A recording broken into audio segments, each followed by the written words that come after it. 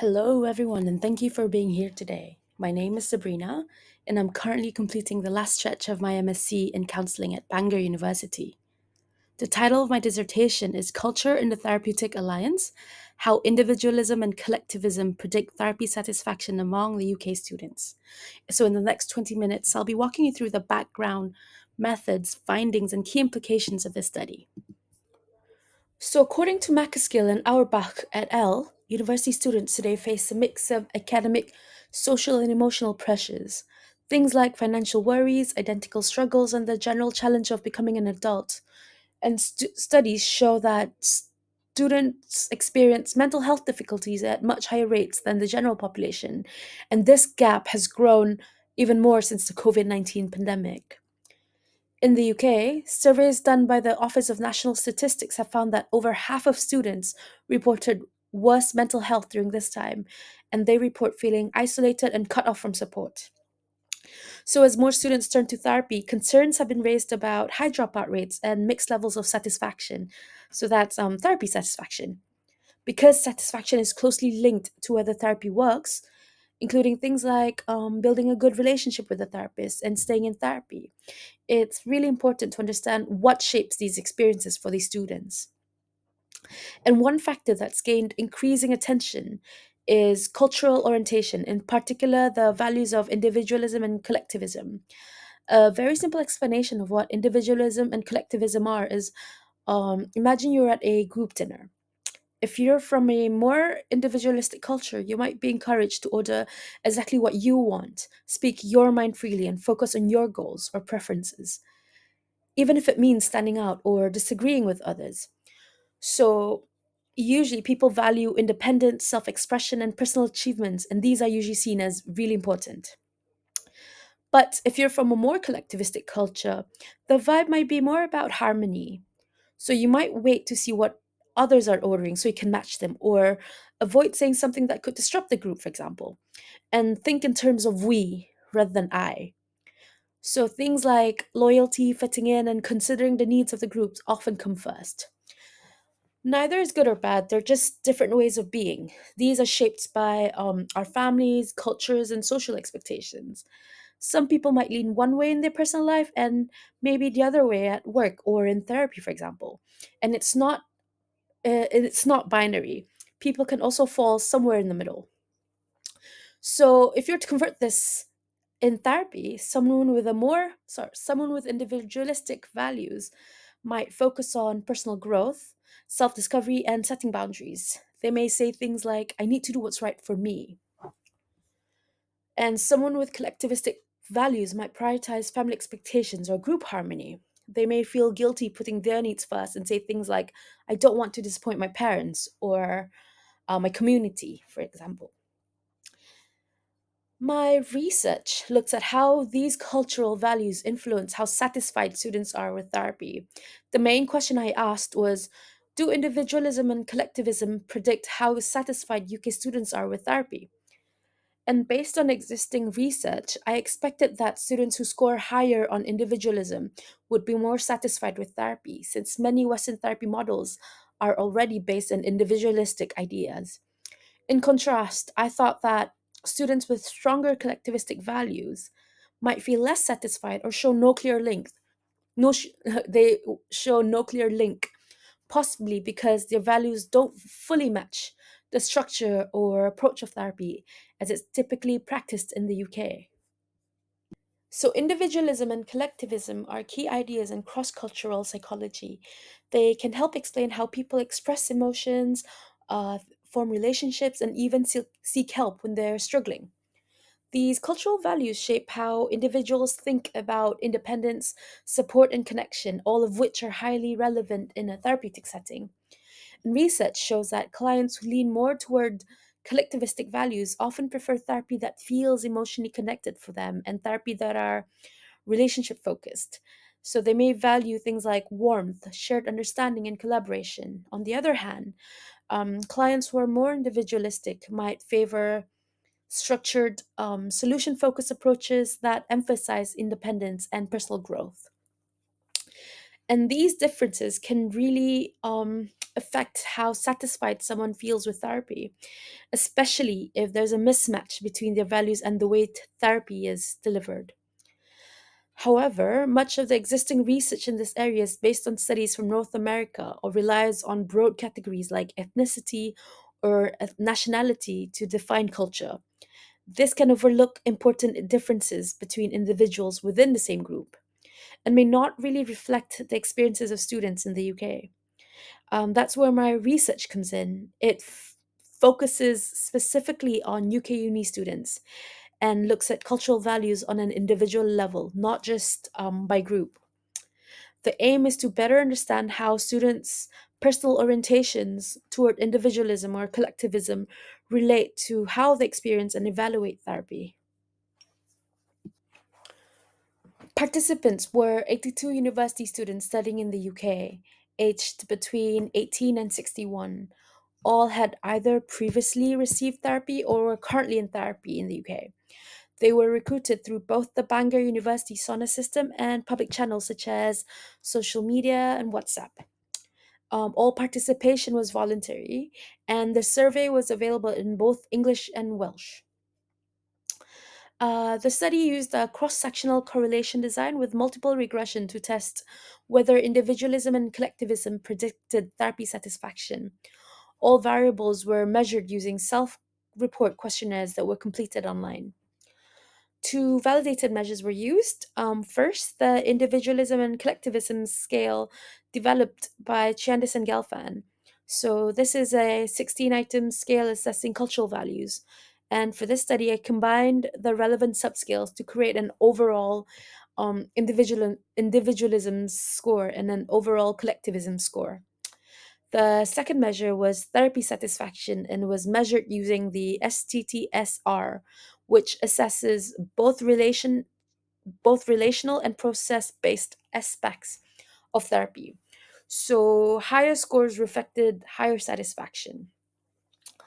The procedure involved an anonymous online survey hosted on SciToolkit. Participants completed consent form, eligibility screening, the measures, and were then provided with a digital debrief. The process took about 10 to 15 minutes, and no personal data were collected. The study was ethically approved by the Bangor University School of Psychology Ethics Committee, and it followed BPS and BACP ethical guidelines. Participants were fully informed, participation was voluntary, and a list of mental health resources was provided at the end of the survey. So, moving on to the results, the final sample included 82 university students between the ages of 18 and 61, with the majority identifying as women. First, I ran descriptive statistics and correlations. The average therapy satisfaction score was around 47 out of 60. And when I looked at the relationships between the variables, I found a significant positive correlation between individualism and therapy satisfaction. That's R equals to 0.35 with a p value of 0.001. And this means that students who scored higher on individualism tended to report greater satisfaction with therapy. On the other hand, collectivism did not show a significant relationship with therapy satisfaction, and the correlation was very small and not statistically significant. Also, individualism and collectivism weren't significantly correlated with each other, suggesting that they functioned independently in the sample. I then ran a multiple regression analysis to see if these values could jointly predict therapy satisfaction. The overall model was significant. It explained about 12.4% of the variance in satisfaction scores. Importantly, individualism emerged as a significant predictor with a beta of 0.36 and a p value of 0.001. Collectivism, however, was not a significant predictor in the model with a p value of 0.688, suggesting that it didn't suggesting that it didn't meaningfully contribute to predicting satisfaction when both variables were considered together. And finally, a post hoc power analysis showed that the study had sufficient statistical power, about 0.84, to detect medium sized effects with the sample size and model used. Overall, these results partially support the original hypotheses. Individualism was associated with higher satisfaction, but collectivism showed no meaningful relationship. So, these findings offer some important insights into the role of cultural values in therapy. As predicted, individualism significantly predicted therapy satisfaction, suggesting that students who hold more individualistic values may feel more at ease with therapy models that is commonly used in the UK, which often emphasize autonomy, personal insight, and self directed growth. This supports prior work by Kim and Zain in 2016 and Iwamasa and Hayes in 2013, who argue that many mainstream Western models are implicitly shaped by individualist ideals. On the other hand, collectivism was not a significant predictor, which may indicate a misalignment between collectivist values, such as relational interdependence or family obligations, and therapy that focuses mostly on the individual's inner world. This echoes critiques from Fernando 2010 and Kiermaier 2012, who note that Western counseling models can sometimes overlook relational and cultural contexts. Overall, the findings reinforce the idea that cultural alignment matters. When clients' values align with the assumptions of therapy, they may feel more understood and engaged. As Su and Zain 2009 and Kim et al. 2002 have shown, this alignment can significantly enhance therapeutic outcomes. Importantly, these results also support a move beyond surface level cultural competence. It's not enough to just be aware of difference. Therapists and services must consider deeper structural responsiveness, including how therapy models are constructed, how values are expressed and validated, and how therapists can meet clients where they are, both culturally and relationally. Practically, this has implications for therapist training, supervision, and service design. Culturally attuned therapy isn't a one size fits all approach. It requires ongoing reflexivity, flexibility, and a commitment to holding space for diverse experiences of healing and support. These findings offer several important implications for both counseling practice and future research. First, they reinforce that cultural values shape how clients experience and engage with therapy. When there's a match between a client's values and the assumptions of therapy, satisfaction tends to be higher. In this study, individualist clients seem to find greater alignment with UK therapy models, which often emphasize autonomy, self exploration, and personal growth. These approaches may feel more intuitive or familiar for clients who already hold these individualist values. By contrast, collectivist clients may feel less attuned to these models, especially if therapy focuses narrowly on the individual without accounting for their social, familial, or relational context. And this can lead to lower satisfaction or even disengagement if clients feel misunderstood or culturally out of step. And based on these findings, future research should explore how different therapy modalities align with clients' value systems and whether certain models like systemic or relational approaches may better support collectivist clients. It would also be valuable to examine therapist client value congruence, meaning measuring the cultural orientation of the therapist along with the clients, and whether these shared cultural orientations can enhance the therapeutic alliance. From a training and supervision perspective, these results highlight the importance of developing value based awareness, not just broad cultural knowledge. Therapists should be encouraged to explore clients' cultural values explicitly and reflect on their own to better navigate relational expectations and avoid assumptions. One practical recommendation is to use the structured tools like the DSM-5 cultural formulation interview. This interview provides a way to ask clients about how they understand their distresses, what matters to them culturally, and what they expect from therapy. Tools like this can help make therapy feel more relevant, respectful, and collaborative, especially in multicultural environments like universities. Overall, these implications point to the need for more culturally attuned flexible, and relationally grounded approach to therapy, one that honors the values clients bring into the room and builds stronger therapeutic connections as a result.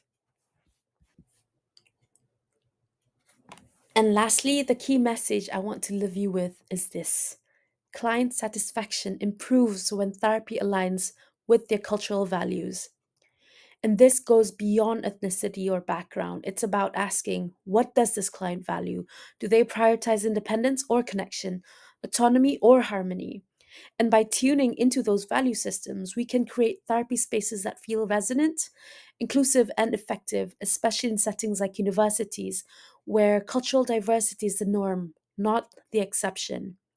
So, as practitioners, we might consider asking about cultural values directly to the clients, checking in regularly with them, and adapting our approaches in ways that truly meet the client where they are. And if you're still awake, here are my references that I've talked about in my presentation.